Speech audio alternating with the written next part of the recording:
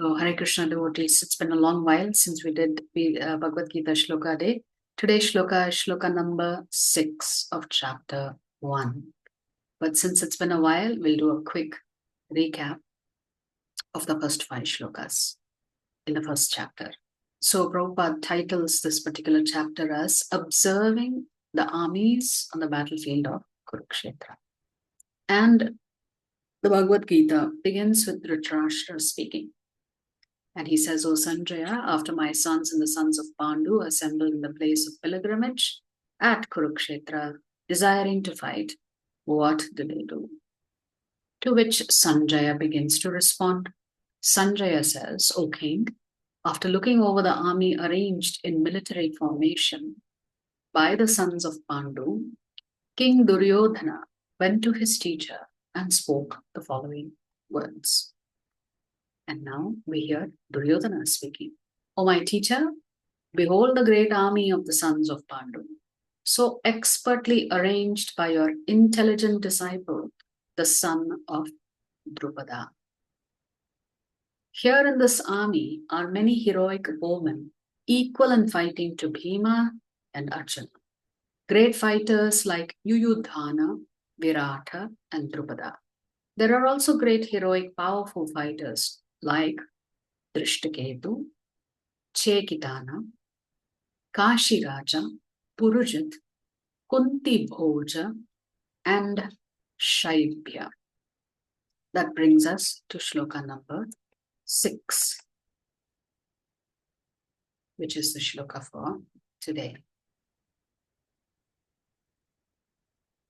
Yeah. All right. Are you ready to chant? You have to unmute yourself. Thank you. Yudha manyuscha vikranta. Yudha manyuscha vikranta. Uttamaujascha viryavan. Uttamaujascha viryavan. Saubhadro Draupadeyascha. Saubhadro Draupadeyascha. Sarva eva Maharatha. Sarva eva Maharatha. Yudha manyuscha vikranta. Yudha manyuscha vikranta. Uttamaujascha viryavan. Uttamaujascha viryavan. Saubhadro Draupadeyascha. Saubhadro Draupadeyascha. Sarva eva Maharatha. Sarva eva Maharatha. Yudha manyuscha vikranta.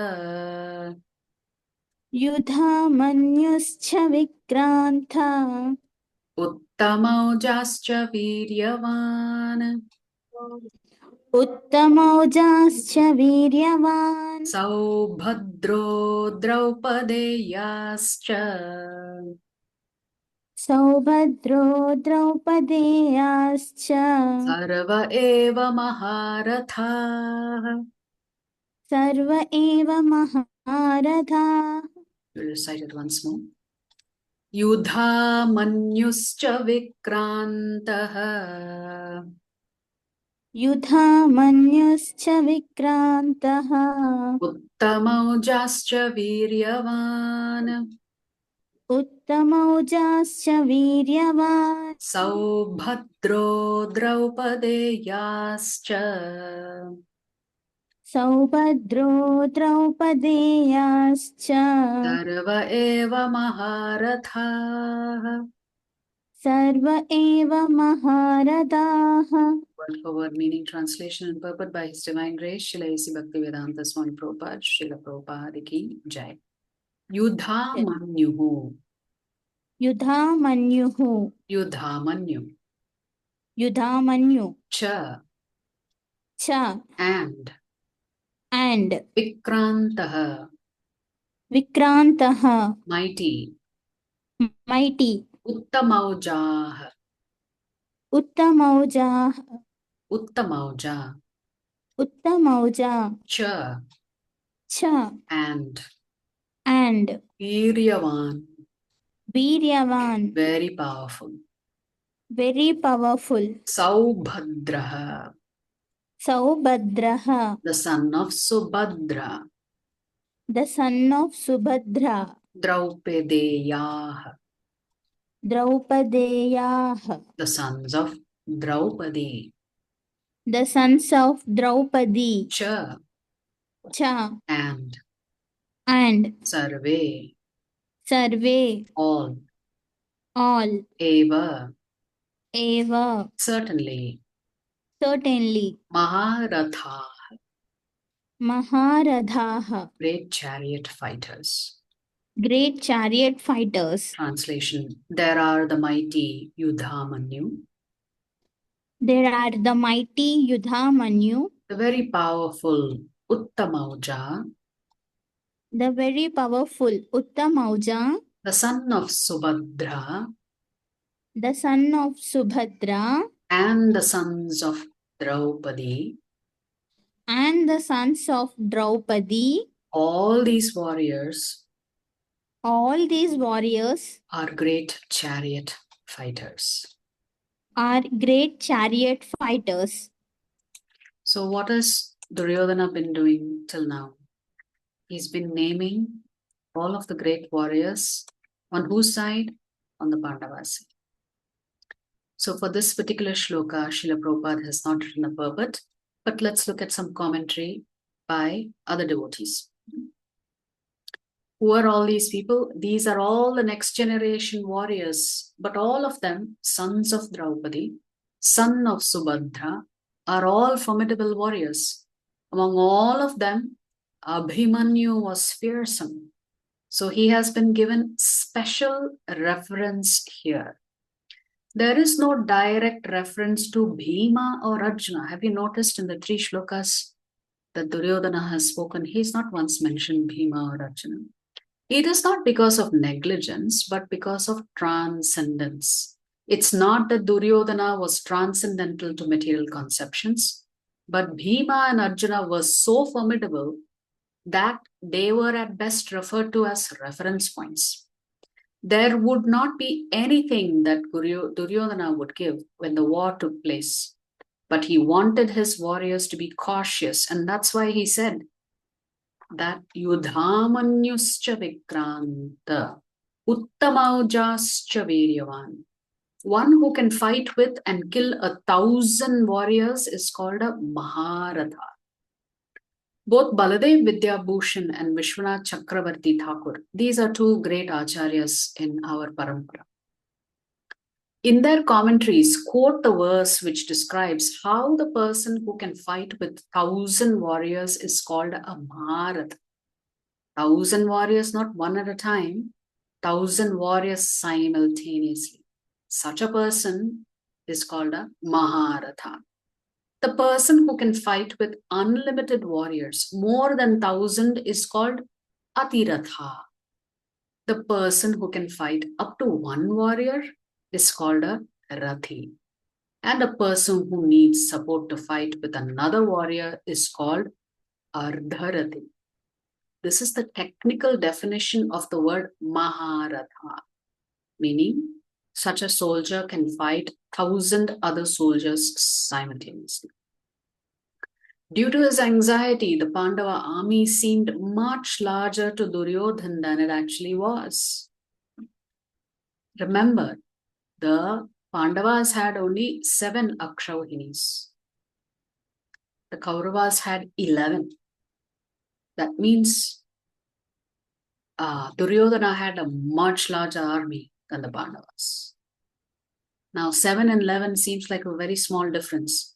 But if you know what an Akshauhini is split into, then you understand how huge the difference is between 7 Akshauhinis and 11 Akshauhinis.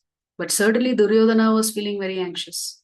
He had never expected his opponents would mobilize an army of warriors with such military prowess who would be formidable in battle. Out of fear of the looming catastrophe, he started enumerating the names of all the Maharathis.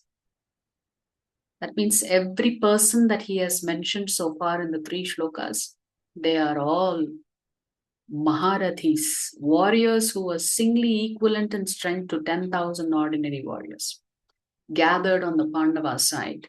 They were all exceptional heroes and great military commanders, equivalent in valor to his cousins Arjun and Bhim.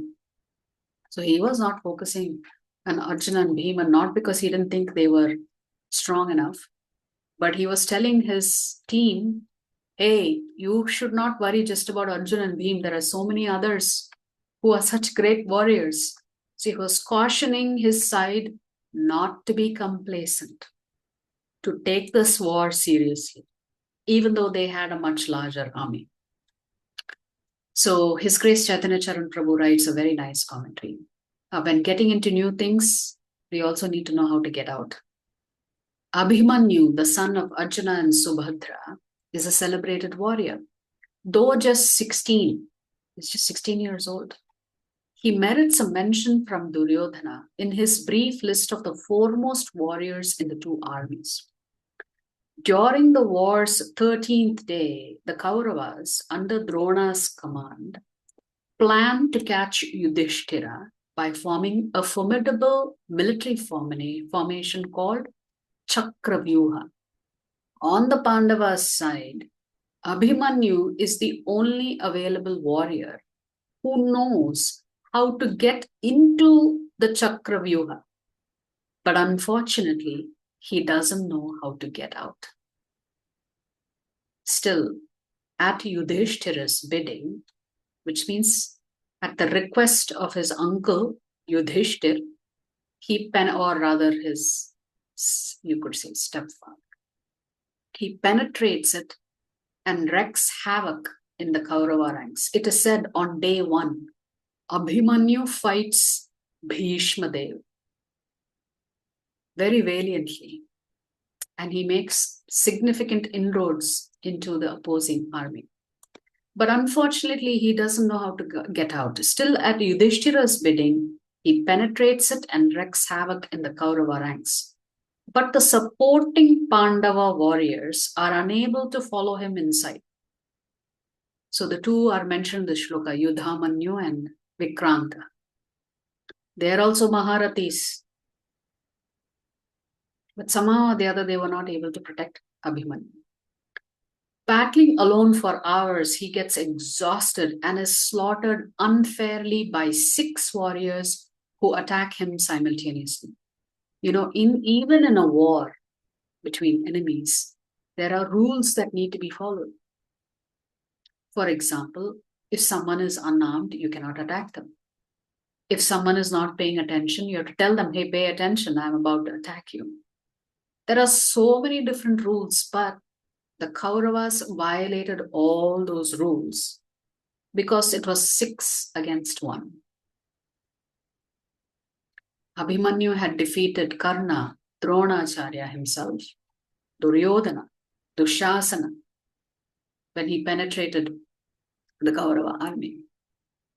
But somehow, and of course, Jayadratha, along with the others, killed Abhimanyu. Abhimanyu's martyrdom is glorious. He risks his life for the cause of dharma on his elders' instruction and attained the supreme post-mortem destination. Additionally, this incident can convey an important lesson. We all have some fundamental obligations, material and spiritual. But we may feel driven to do more, and that drive can be good. Increased responsibility can help us discover untapped capacities, thereby stimulating our growth. Still, we all have limitations. Moreover, we often have passionate minds and live in passionate cultures, both of which equate more with better. So here, His Grace Chaitanya Charan Prabhu is saying, sometimes we do far more then we can handle. Thinking that doing more is better. Under that double pressure, we may get into non-essential things that eat into our time meant for essential things. So what is the essential thing here? The essential thing is your spiritual practice. Everything else comes secondary. So your service to Krishna will take priority. Your chanting will take priority. Of course, the rules change for students. Students also have to balance their time with studies and chanting, thereby leaving us stressed and overwhelmed. When too many things to do start shooting at us from all directions, we may find ourselves caught in a chakra vyuha of our own making. So what is the error? Abhimanyu knew how to get in, but he did not know how to get out. So here, very, very, very beautifully, Chaitanya Charan Prabhu is explaining, even if we get into new activities, at times it may overwhelm us. We need to know how to get out because we have created a chakra vyuha of our own without thinking about it. So when we get into new things, we would do well to have an exit plan for getting out through a responsible transfer of responsibility so that we can focus on the things most important for us. So this is a very nice lesson for all of us to learn. Even though the shloka is primarily focused on the names of the soldiers who are Maharathis, that Duryodhana is personally calling them out to his side to say, beware, it's not that the other side is weak just because they have a smaller Akshawani than us. You still have to be alert. Don't be complacent. So fight the best that you can.